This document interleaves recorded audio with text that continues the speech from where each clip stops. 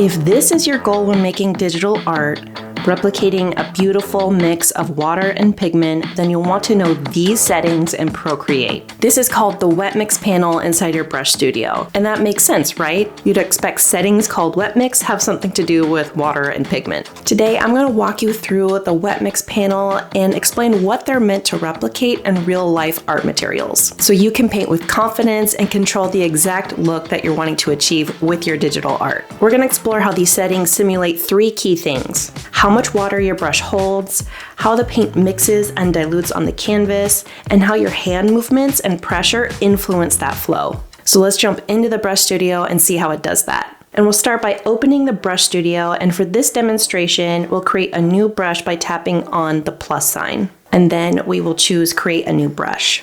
We want to be able to see the wet mix effects in a way that is true to paint. So I'll change the shape and the grain to ones that look more like a paintbrush.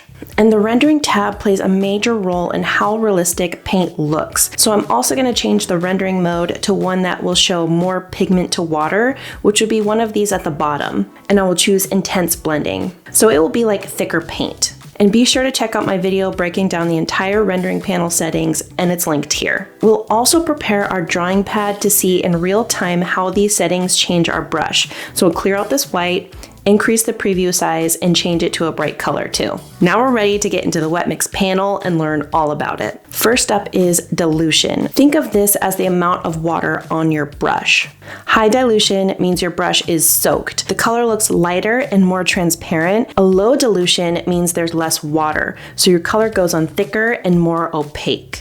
In Procreate, if dilution is very high, your brush won't paint much on its own, so it's like having mostly water. So you rely on the next setting, charge, to actually get color onto the canvas. This would be like dipping your water-saturated brush into pigment and then painting on your paper. Charge controls how full your brush is with pigment. With a high charge, you start your stroke strong and colorful, like dipping your brush into fresh paint. As you paint, that pigment gradually runs out, just like a real brush drying up.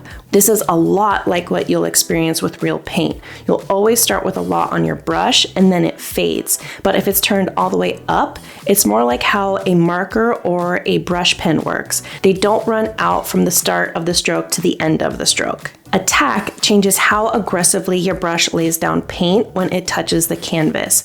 Put more simply, it's how much paint sticks to the canvas. At higher values, the color will build on the canvas right away. At lower values, the color will build softly and gradually.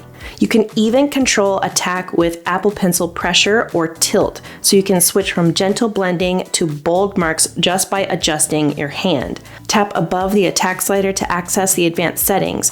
And here's a hint. In Procreate, any setting that is affected by Apple Pencil pressure is meant to mimic how your hand affects real paint. Just like pressing harder with a real paintbrush changes how your paint is put on a canvas in real life. Pressure control in Procreate lets these same effects happen digitally. So when you see a setting like attack, charge, or even size that responds to pressure, it's Procreate's way of recreating how a real brush reacts to your touch. Next, pull affects how much your brush moves paint around. At low pull, your strokes mostly add new color. At high pull, it's like smudging wet paint. The brush drags and mixes existing color. At lower values, it's like a thicker paint that you can control and mix little by little. Grade changes how soft or chunky the brush texture appears.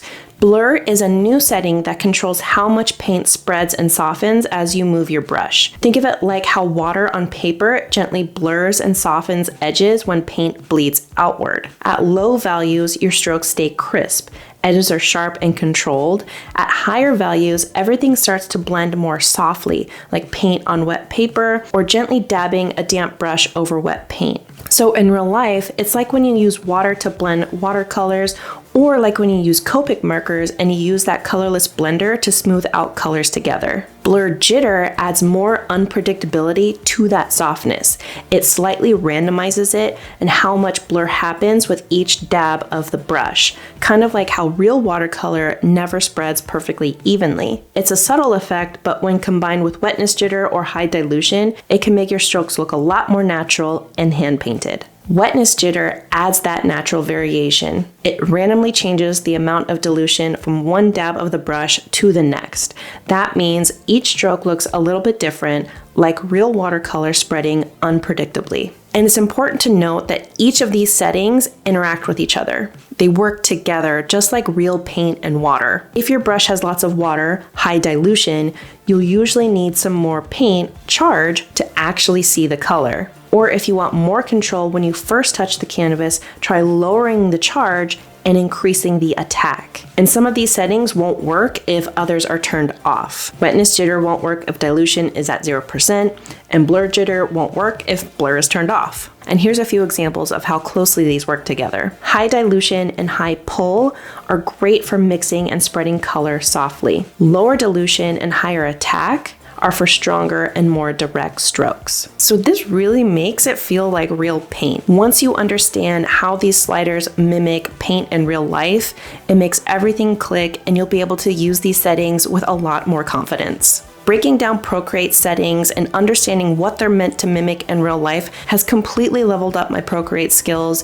And if you like this type of breakdown, make sure you subscribe because I'm dedicated to simplifying complicated art stuff in a way that's easy for everyone to understand. And you can start by watching this video where I simplify the rendering panel in the Brush Studio. It demystifies those settings so you can start leveling up your Procreate skills.